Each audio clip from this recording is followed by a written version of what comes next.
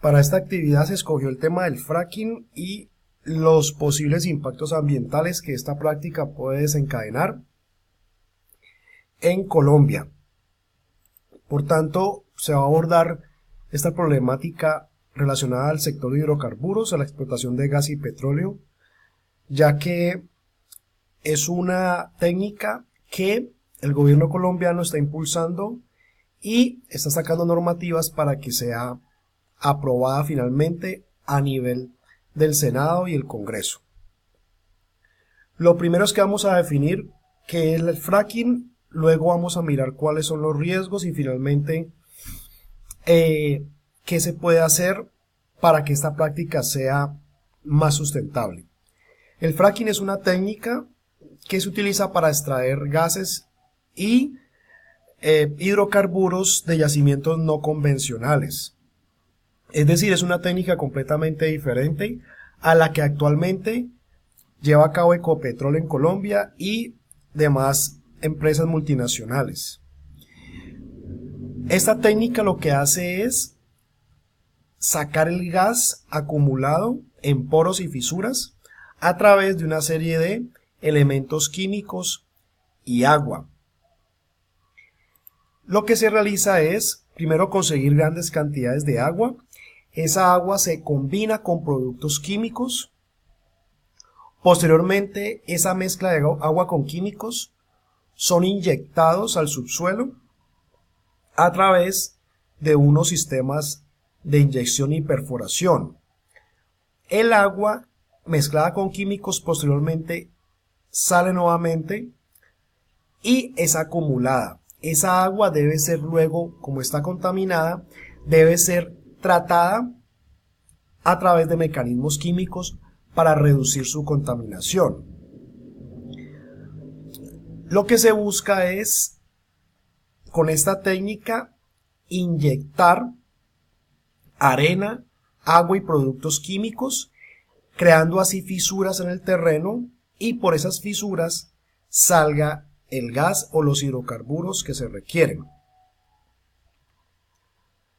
Por ejemplo, en México, a raíz de la caída de la producción de gas natural, se comenzó a implementar y hacer pruebas para el fracking. En el mapa de la izquierda se pueden ver algunos municipios y zonas de México en donde se está realizando ya el fracking.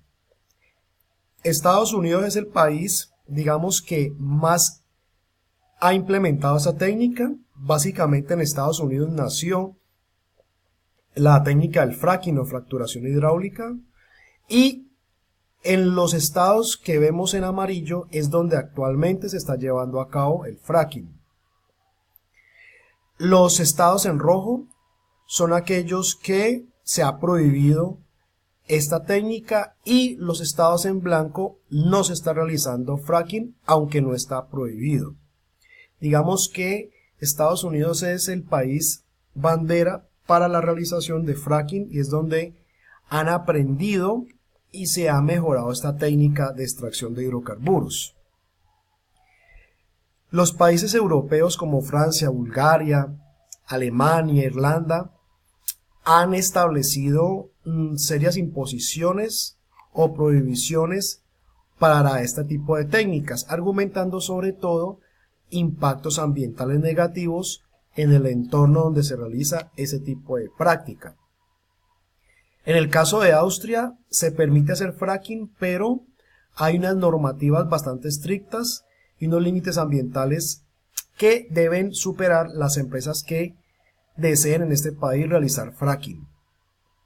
Ahora bien, ¿por qué Colombia se metió en el cuento del fracking?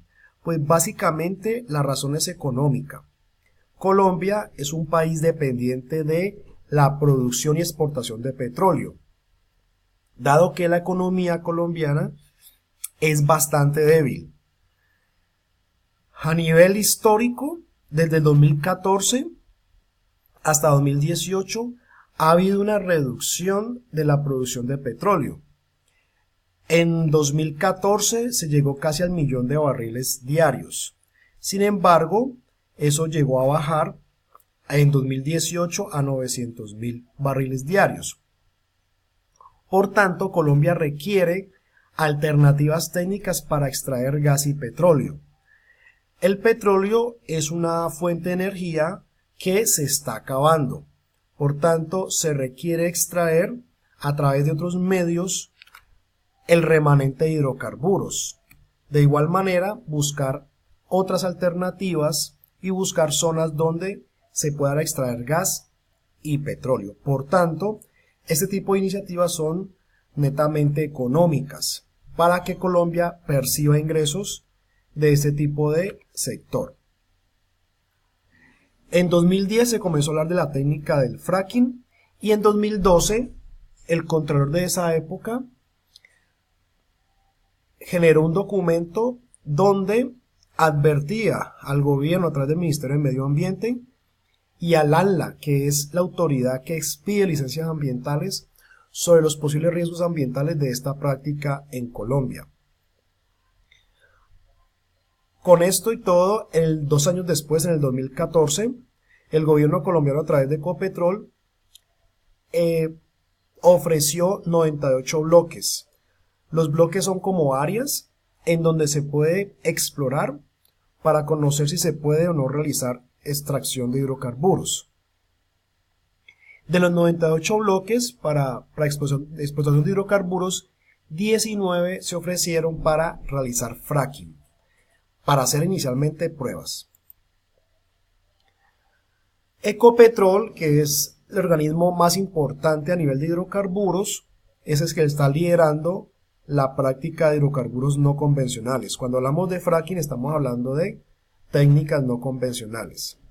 Y ya Ecopetrol identificó que el departamento de Santander es el que tiene mayor capacidad y mayores reservas de hidrocarburos líquidos.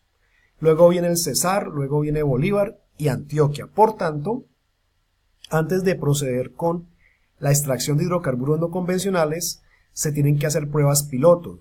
Santander es el departamento donde más pruebas se deberían realizar por la gran cantidad, digamos, de reservas que puede tener. Ahora bien, ¿cuáles son los riesgos? El primer riesgo que tiene el fracking es que, como se tiene que inyectar agua con productos químicos, pues eso va a generar una contaminación importante de las aguas subterráneas. A las aguas subterráneas potencialmente puede llegar una mezcla de agua, arena y sustancias químicas tóxicas. Se requiere una gran cantidad, millones de litros de agua, que inicialmente no están contaminadas, pero luego se contaminan con sustancias químicas tóxicas. Se calcula que aproximadamente en este proceso se utilizan 260 sustancias químicas, casi todas tóxicas. Entre ellas, la arena de sílice. Algunos productos químicos son cancerígenos, por tanto se podría pensar que se contaminarían aguas subterráneas con productos cancerígenos. Otra problemática es que se podría aumentar la sismicidad de las zonas adyacentes a los pozos de perforación, ya que la técnica consiste principalmente en fracturación, es decir, se fractura la roca para que por allí salga el gas o los hidrocarburos.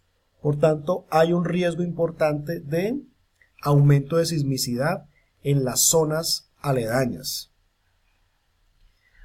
Adicionalmente a esto, hay un problema para los trabajadores, un problema social, y es que el Centro de Investigación para las Enfermedades de Estados Unidos, el CDC, realizó un estudio en el 2012 en donde encontró altos niveles de exposición a sílice cristalina en los operadores de los equipos de fracturación hidráulica.